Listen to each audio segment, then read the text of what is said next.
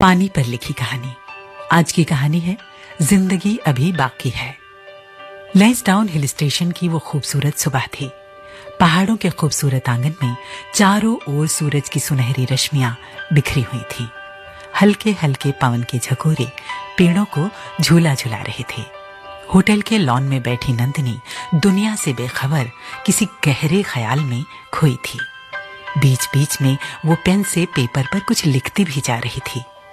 कभी तो उसके खूबसूरत चेहरे पर उदासी के बादल घिराते, तो कभी होठों पर मुस्कान खिल जाती।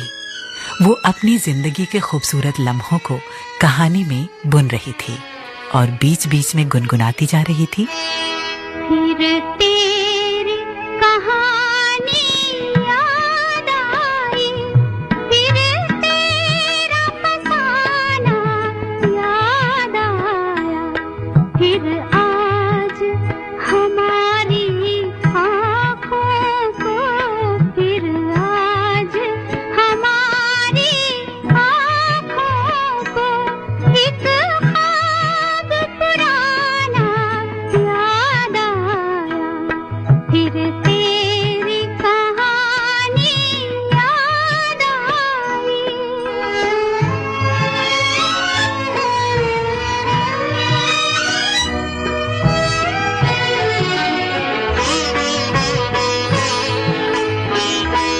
जलते हैं चिरागों की सूरत, हर शाम तेरी हम यादों में, जब सुबह का शबनम रोती है, खो जाते हैं हम फरियादों में, खो जाते हैं हम फरियादों में, जब दिल में कोई आवाज सुनी, जब दिल में कोई आवाज सुनी, तेरा ही तराना याद आया, फिर तेरी कहानी याद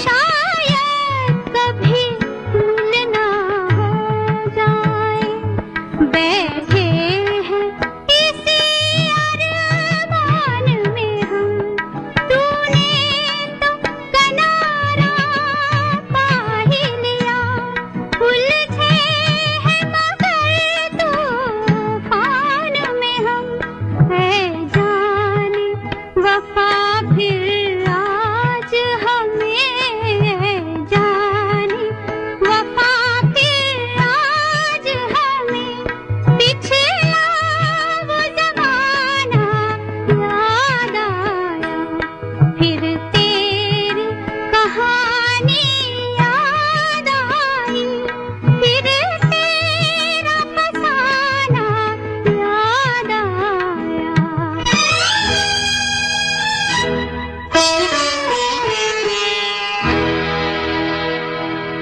कहानी लिखने में खोई नंदिनी को पता भी नहीं चला कि कब सूरज की सुनहरी रश्मियों को बादलों ने अपनी आगोश में ले लिया। हवाएं बावरी हो उठी और नंदिनी की कहानी के पन्ने इधर उधर उड़ने लगे। नंदिनी उड़ते पन्नों को समेटने की नाकाम कोशिश करने लगी। इसी बीच बारिश की नन्ही नन्ही बूंदें आसमान से बरस उठी। नंदिनी को ऐसा लग रहा था जैसे कागज के पन्ने नहीं बल्कि उसकी कीमती यादें बिखर रही हों। वो दौड़ दौड़ कर उन उड़ते बिखरे पन्नों को बीन रही थी। तभी अचानक दो हाथ और आगे बढ़े और कागजों को समेटने में नंदिनी की मदद करने लगे। सारे पेपर जब इकट्ठे हो चुके तो नंदिनी ने सुकून की गहरी सांस लेकर उस अजनबी चेहरे की ओर देखा जिसके हाथ उसकी सहायता कर रहे थे। वो नंदिनी की ही हमउम्र एक खूबसूरत महिला थी। नंदिनी ने मुस्कुराकर उस अजनबी महिला का शुक्रिया अदा किया। थैंक यू डियर, अगर आज आप ना होती तो मेरी तो सारी मेहनत ही बेकार गई होती। इसमें शुक्रिया की कोई बात नहीं, इंसान ही तो इंसान के काम आता है, वो अजनबी महिला बोली। थोड़ी ही देर में वो दोनों महिलाएं होटल के कैफेटेरिया में बैठी कॉफी एंजॉय कर रही थीं। बाहर बारिश तेज हो गई थी। कैफेटेरिया में बजती धीमी धीमी गजल नंदिनी की धड़कनों से खेलने लगी। करोगे याद तो हर बात याद आएगी, करोगे याद तो हर बात याद आएगी, गुजरते वक्त की हर मौज ठहर जाएगी, गुजरते वक्त की हर मौज ठहर जाएगी, करोगे याद तो।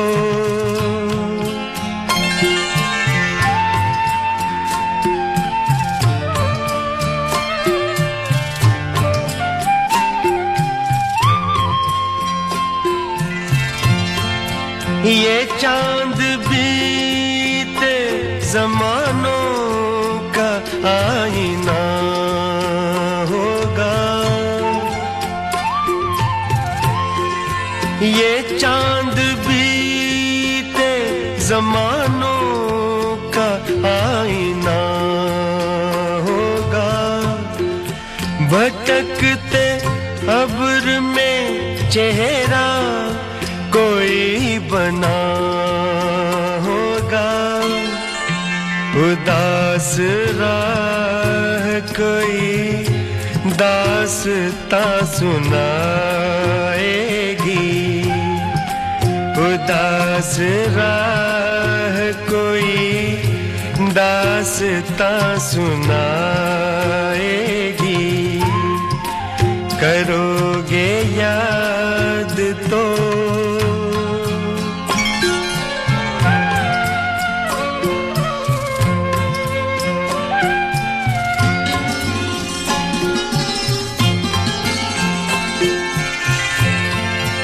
बरसता भीगता मौसम धुआं धुआं होगा, बरसता भीगता मौसम धुआं धुआं होगा, पिघलती शम्मों पे दिल का मेरे गुमां होगा, हथेलियों की ना याद कुछ दिलाएगी, हथेलियों की ना याद कुछ दिलाएगी, करोगे याद तो।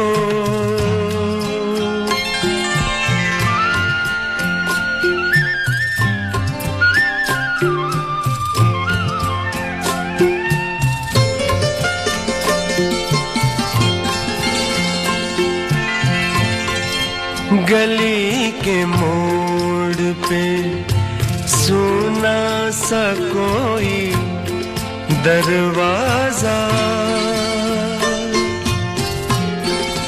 गली के मोड़ पे सुना सा कोई दरवाजा, तरसती आँखों से रास्ता किसी का देखेगा, निगाह दूर तलक जाके लौट आएगी, निगाह दूर तलक जाके लौट आएगी, करोगे याद तो हर बात याद आएगी, गुजरते वक्त की हर मौज ठहर जाएगी, करोगे याद तो। मैं आपका नाम जान सकती हूँ? उस अजनबी महिला ने पूछा तो नंदिनी के ख्यालों की तंद्रा टूटी। जी नंदिनी। और तुम्हारा? ओह सॉरी, मेरा मतलब आपका। आपका नहीं, तुम्हारा। अच्छा लग रहा है आपका इतने अपनेपन से बातें करना। वैसे मेरा नाम आरती है। बहुत प्यारा नाम है। आरती तुम कहाँ से हो? जी दिल्ली से। अरे मैं भी दिल्ली से ही हूँ। यहाँ घूमने आई हो ना? जी नहीं, हस्बैंड के साथ आई हूँ। उन्हें बिजनेस के सिलसिले में इधर आना था तो मैं भी साथ आ गई। और तुम? मैं अपने ख्यालों के साथ, अपनी यादों के साथ आई हूँ। अपनी जिंदगी को पन्ने पर उतारना चाहती थी तो कुछ दिन ऑफिस से छुट्टी लेकर यहाँ भीड़ भाड़ से दूर चली आई। और अब रोज सुबह लॉन में बैठकर यादों के मोती चुनती हूँ और अपनी आत्मकथा में पिरोती हूँ। क्या बात है। एक बात बताऊं, मुझे कहानियां पढ़ने का बहुत शौक है, खास तौर पर किसी की बायोग्राफी। तुम मुझे अपनी कहानी सुनाओगी ना? आरती ने बेहद अपनेपन से पूछा तो नंदिनी इनकार ना कर सकी और एक गहरी सांस लेकर बोली, बहुत लंबी और दर्द भरी कहानी है आरती। कल सुबह लॉन में मिलना, तुम्हें सब सुनाऊंगी। अभी ऑफिस के कुछ जरूरी काम करने हैं, कल मिलते हैं। ये कहती हुई नंदिनी अपने रूम की ओर बढ़ गई। आरती उसे जाती हुई देखती रही।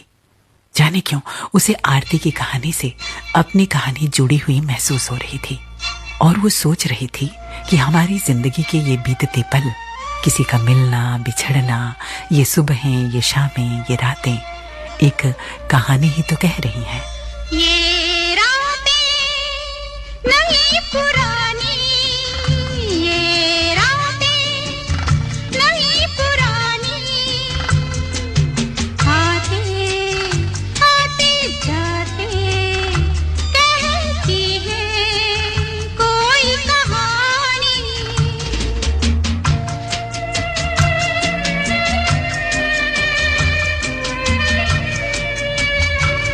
ये रातें नहीं पुरानी,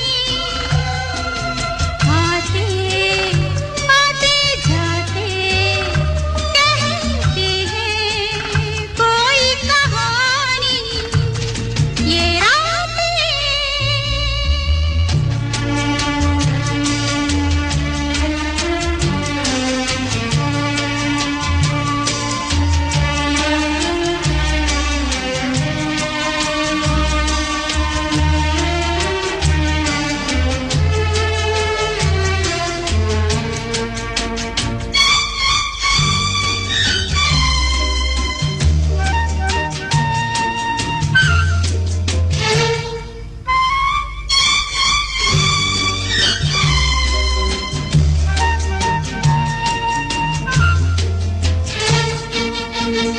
आ रहा है देखो कोई, जा रहा है देखो कोई, सबके दिल है जागे जागे, सबकी आंखें खोई खोई, खामोशी करती है बातें।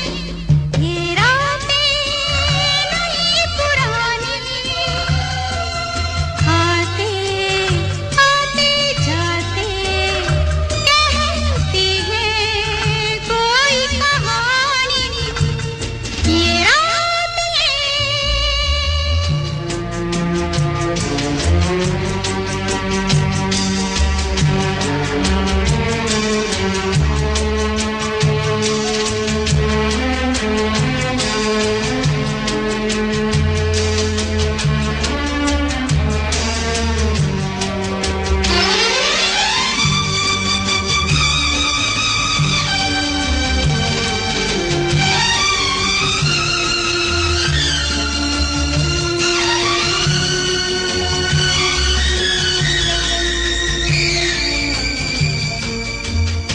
क्या समा है जैसे खुशबू उड़ रही हो कलियों से, गुजरी हो निंदिया में पलकों की गलियों से, सुंदर सपनों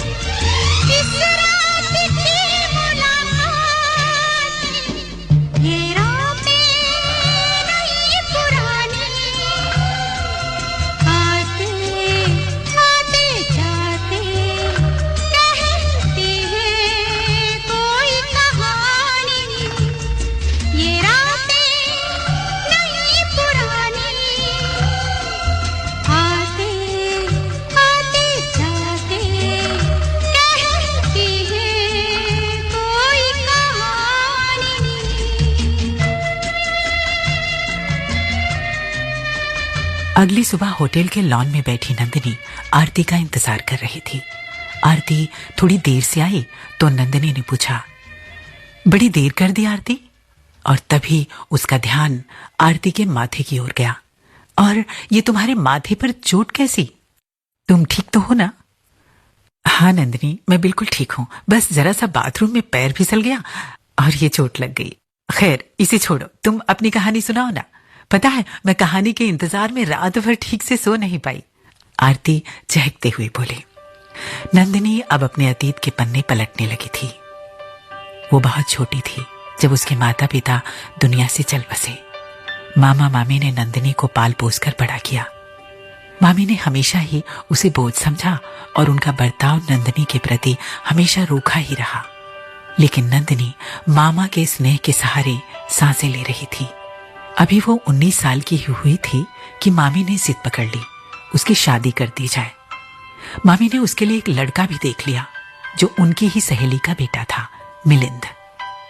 नंदिनी को अच्छी तरह से याद था वो दिन जब उसने पहली बार मिलिंद को देखा। मिलिंद ने भी पहली ही नजर में नंदिनी को पसंद कर लिया। अपनों के प्यार के लिए तरसती नंदिनी को जब मिलिंद का प्यार मिला तो उसे लगा कि उसे सारी दुनिया मिल गई। एक तू जो मिला, सारी दुनिया मिली, खिला जो मेरा दिल, सारी बगिया खिली। एक तू जो मिला, सारी दुनिया मिली, खिला जो मेरा दिल, सारी बगिया खिली, खिला जो मेरा दिल, सारी बगिया खिली।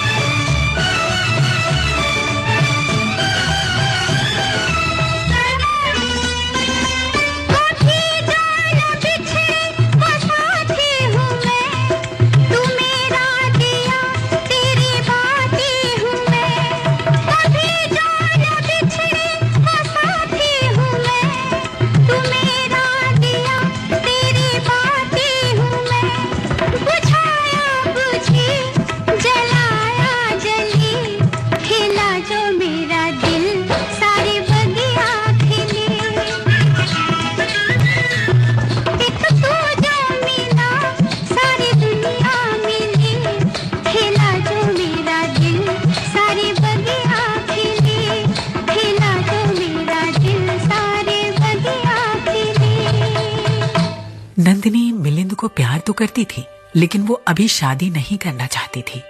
ये नंदिनी की किस्मत ही थी कि वो पढ़ाई में बहुत अच्छी थी और उसका सपना था एक मशहूर लॉयर बनकर पीड़ित और असहाय लोगों को न्याय दिलाना। उसे विश्वास था कि मिलिंद उसे समझेगा और शादी के लिए जल्दी नहीं करेगा। एक शाम जब नंदिनी मिलिंद से मिली तो उसने डरते डरते अपने दिल की बात मिलिंद के सामने रख दी। नंदिनी बोली, मिलिंद, मैं भी पढ़ना चाहती हूँ, मेरा सपना है लॉयर बनना। तुम्हें शादी की जल्दी तो नहीं है ना? ये सुनते ही मिलिंद के चेहरे का रंग बदल गया। वो कठोर अंदाज में बोला, क्यों, पढ़कर क्या करोगी? शादी तो हो रही है ना तुम्हारी, और वैसे भी लड़कियां तो इसीलिए पढ़ती हैं ना कि उन्हें अच्छा रिश्ता मिल जाए। देखो नंदिनी, मेरे पापा का बिजनेस है जो मुझे संभालना है, और तुम्हें घर। अगर मुझसे शादी करनी है तो पढ़ाई का ख्याल दिल से निकाल दो। मेरे पेरेंट्स को ऐसी बहू चाहिए जो उनकी और मेरी सेवा कर सके और घर की देखभाल कर सके। और वैसे भी नंदिनी, वकील बहू कौन चाहेगा? क्यों? नंदिनी ने सवाल किया। एक्चुअली जो वकील लड़कियां होती हैं ना, वो बात बात पर कानून की धमकी देती हैं। तो इसलिए मैं तो बिल्कुल भी तुम्हारी पढ़ाई के फेवर में नहीं हूं। लेकिन अगर तुम फिर भी जिद करोगी तो मैं तुमसे यही कहूंगा नंदिनी कि पढ़ाई और प्यार दोनों में से किसी एक को चुन लो। नंदिनी एक दोराही पर खड़ी थी। उसकी समझ में नहीं आ रहा था कि वो पढ़ाई और प्यार दोनों में से किसे चुने। खड़ी दो राहें पर ये पूछूं घबरा कर, खड़ी दो राहें पर ये पूछूं घबरा कर, जाऊं कहाँ मैं, जाऊं कहाँ, उलझन सुलझे ना, रास्ता सूझे ना, जाऊं कहाँ मैं, जाऊं कहाँ। अगले दिन नंदिनी ने एक फैसला कर लिया था। दरअसल संघर्ष और अकेलेपन ने उसे ये समझ दे दी थी कि उसके लिए क्या अच्छा है और क्या बुरा। इसलिए बहुत सोच समझकर उसने मिलिंद से शादी के लिए इनकार कर दिया। उस दिन घर में खूब हो हल्ला मचा। मामी का गुस्सा अपनी चरम सीमा पर था। वो गुस्से में चीख रही थी और मामा से कह रही थी, देखो जी, इस लड़की को दूर कर दो मेरी आंखों के सामने से। बचपन में अपने माँ बाप को खा गई और अब मेरा घर नाश करने पर तुली है। इतना अच्छा लड़का और घर परिवार देखा था इसके लिए, लेकिन महारानी को पढ़ना है। अब मैं अपनी सहेली को क्या मुंह दिखाऊं, क्या कहूं उसे? मेरा तो सम्मान इसने मिट्टी में मिला दिया। अच्छा सिला दिया है इसने हमारी परवरिश का, जरा भी नहीं सोचा हमारे बारे में। एहसान मानना तो दूर, अपमान अलग से करवा दिया। चुप हो जाओ सरला, ये बच्ची है, अभी नासमझ है। मामा जी ने मामी को समझाने की कोशिश की। बड़ी आई बच्ची, बच्ची दिखती है ये तुम्हें? ले जाओ अपनी बच्ची को मेरी आंखों के सामने से। इससे कहो ये घर छोड़कर चली जाए, नहीं तो मैं चली जाऊंगी, देख लेना। मामी बोले जा रही थी और मामा जी खामोश खड़े थे। नंदिनी ने मामा जी को आस भरी नजरों से देखा तो मामा जी नजरें चुराकर चुपचाप वहां से चले गए। नंदिनी उस रात सो नहीं पाई, सोचती ही रही। फिर एक फैसला कर उठी, कुछ कपड़े और अपने जरूरी सामान बैग में रखे और घर से निकल गई। घर से निकलकर वो अपनी एक सहेली के पास पहुंची जो हॉस्टल में रहती थी। नंदिनी वहीं रहकर अपना किनारा तलाशने लगी। दूर है किनारा,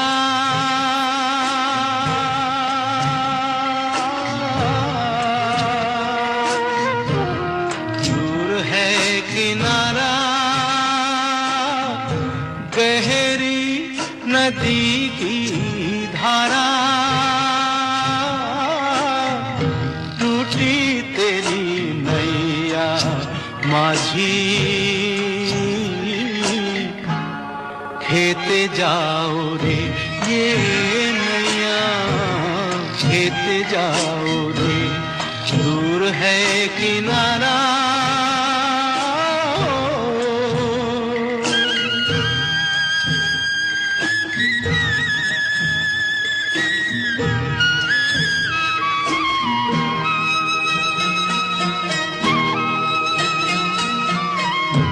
आंधी कभी तूफान, कभी मझधार, ओ माझी रे, माझी रे।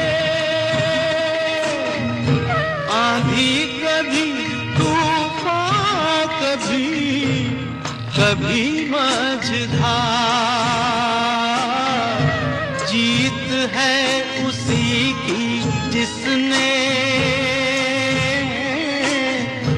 मानी नहीं हार माझी,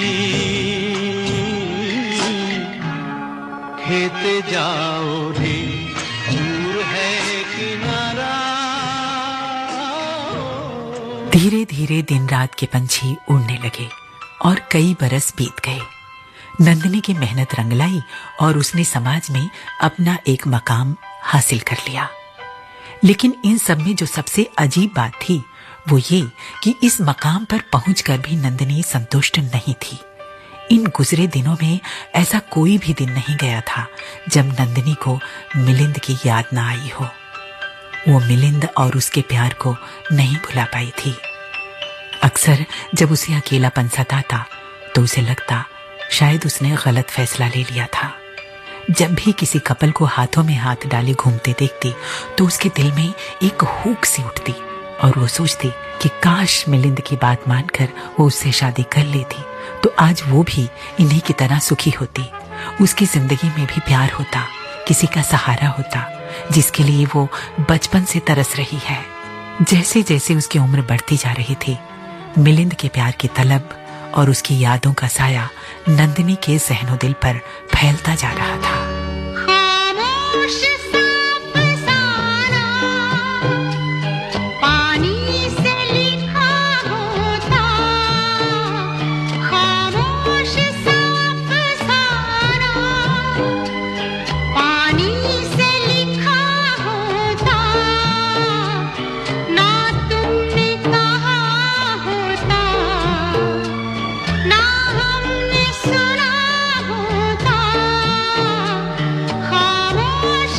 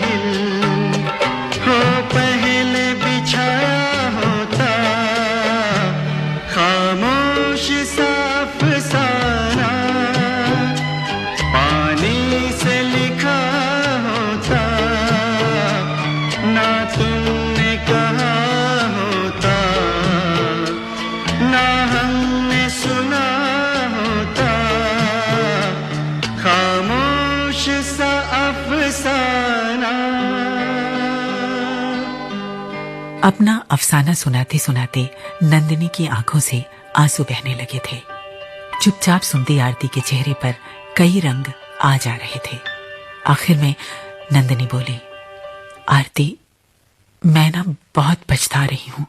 काश कि मिलिंद एक बार मुझे मिल जाए तो मैं उससे माफी मांग लूं, मैं उसे मनाऊं कि वो मेरे साथ एक नए सिरे से जिंदगी शुरू करे। काश कि एक बार, बस एक बार मेरा मिलिंद मुझे मिल जाए। नंदिनी को सुनते सुनते अब आरती चुप ना रह सकी और बोली, नंदिनी, तुमने जो भी फैसला किया था बहुत अच्छा किया था। एक बार मैं भी तुम्हारी तरह ही दो राहें पर खड़ी थी और मुझे भी शादी और करियर में से किसी एक को चुनना था, लेकिन मैंने शादी को चुना और आज मैं तुमसे कहीं ज्यादा पछता रही हूं। ये मेरे माथे की चोट देख रही हो, जिसके बारे में अभी थोड़ी देर पहले तुमने मुझसे पूछा था? ये बाथरूम में गिरने की वजह से नहीं आई, ये मेरे पति ने मुझे दी है, क्योंकि कल सुबह मैं तुमसे बात करने में बिजी हो गई थी और उनके कुछ जरूरी काम करना भूल गई थी। ऐसी ना जाने कितनी चोटें मेरे तन और मन पर लगी हैं नंदिनी, जिसे मैं किसी को नहीं दिखा सकती। आज मैं अपनी पहचान ढूंढती हूं जो मुझे कहीं नहीं मिलती। मेरा बस एक ही काम रह गया है, पति की सेवा करना, उन्हें खुश रखना और बदले में जिल्लत सहना। एक एक पैसे के लिए उनका मुंह देखती हूं। मेरी अपनी कोई पसंद नापसंद नहीं है, मेरा अपना कोई फैसला भी नहीं है। हर बात के लिए बस उन पर निर्भर होकर रह गई हूं। हालांकि ऐसा सभी महिलाओं के साथ नहीं होता, कुछ की जिंदगी बहुत बेहतर भी होती है। हम दोनों में सिर्फ एक ही फर्क है नंदिनी, तुम जिसे खोकर पछता रही हो ना, मैं उसे पाकर पछता रही हूं। बोलते बोलते आरती थोड़ी रुकी, एक गहरी सांस लेकर फिर बोली, माना कि तुम अकेली हो नंदिनी, लेकिन स्वतंत्र हो। तुम्हारी अपनी एक पहचान है, अपने फैसले खुद करती हो, किसी के आगे हाथ नहीं फैलाती। और जहां तक खुश रहने का सवाल है ना नंदिनी, तो खुशियां किसी सहारे की मोहताज नहीं होती। जिंदगी को देखने का नजरिया बदलो, खुशी तुम्हारे साथ ही है। खुश रहने के 1000 तरीके हैं और हाँ, जिंदगी अभी बाकी है। और तुमने वो गीत सुना है, जिंदगी प्यार का गीत है। जिंदगी प्यार का गीत है, इसे हर दिल को गाना पड़ेगा। जिंदगी प्यार का गीत है, इसे हर दिल को गाना पड़ेगा। जिंदगी गम का सागर भी है, हंस के उस पार जाना पड़ेगा।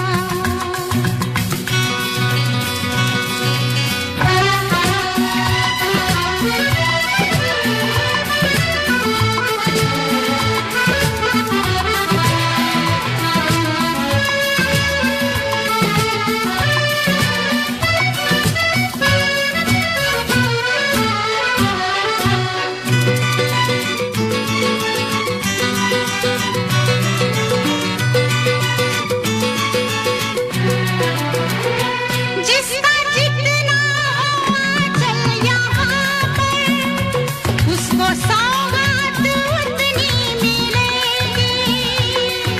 ला ला ला ला ला ला ला ला ला ला ला ला। जिसका जितना आंचल यहाँ पर, उसको सौगात उतनी मिलेगी।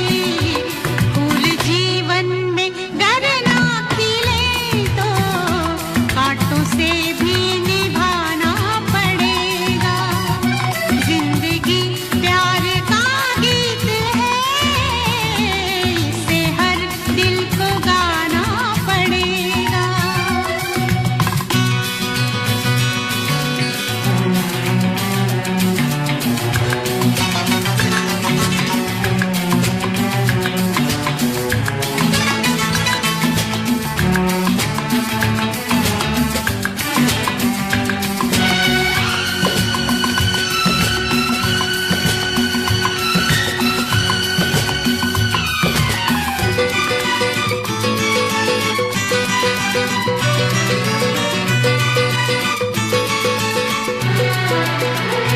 है अगर दूर मंजिल तो क्या,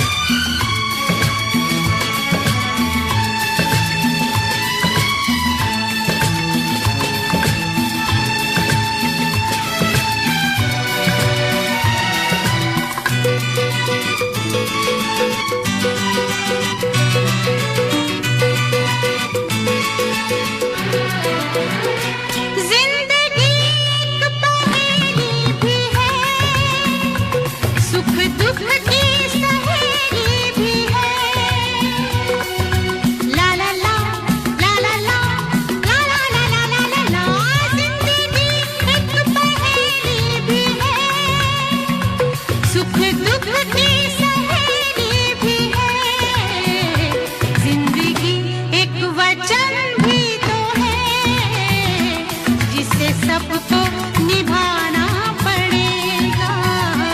जिंदगी प्यार का गीत है, इसे हर दिल को गाना पड़ेगा। जिंदगी गम का सागर भी है, हंस के उस पार जाना पड़ेगा। जिंदगी अपने आप में प्यार का ही गीत है नंदिनी, इसे किसी और सहारे की जरूरत नहीं। आरती अभी कुछ और कहना ही चाहती थी कि अचानक उसके मोबाइल की रिंगटोन बजी और वो किसी अनजाने डर से अपने रूम की ओर भागी। आरती चली गई तो नंदिनी ने देखा कि आरती अपना पर्स वहीं भूल गई है। कुछ देर इंतजार करने के बाद भी जब आरती नहीं लौटी तो नंदिनी उसका पर्स लेने उसके रूम की ओर बढ़ी। नंदिनी जैसे ही आरती के रूम के बाहर पहुंची तो उसने सुना कि भीतर से बहुत तेज तेज आवाजें आ रही हैं। ना चाहते हुए भी नंदिनी ने दरवाजे को थोड़ा सा धक्का दिया। दरवाजा खुला तो जो शख्स सामने खड़ा था उसे देखकर नंदिनी के होश उड़ गए। जी हाँ, नंदिनी के सामने मिलिंद खड़ा था और आरती फर्श पर गिरी हुई थी। नंदिनी आरती के पास पहुंची, उसे संभाला और अपने पर्स से विजिटिंग कार्ड निकाला। आरती को देते हुए बोली, आरती, ये रहा मेरा पता, एडवोकेट दुर्गेश नंदिनी।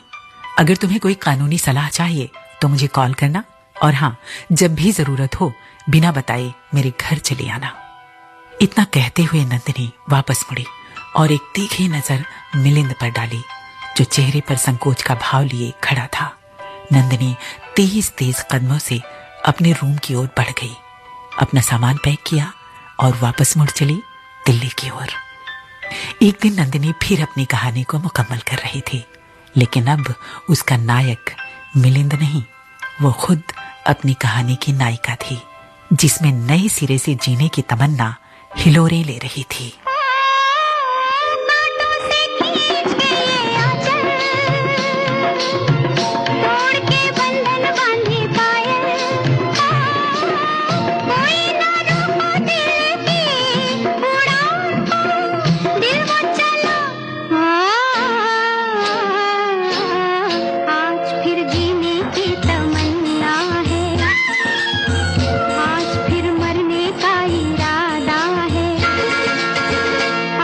फिर जीने की तमन्ना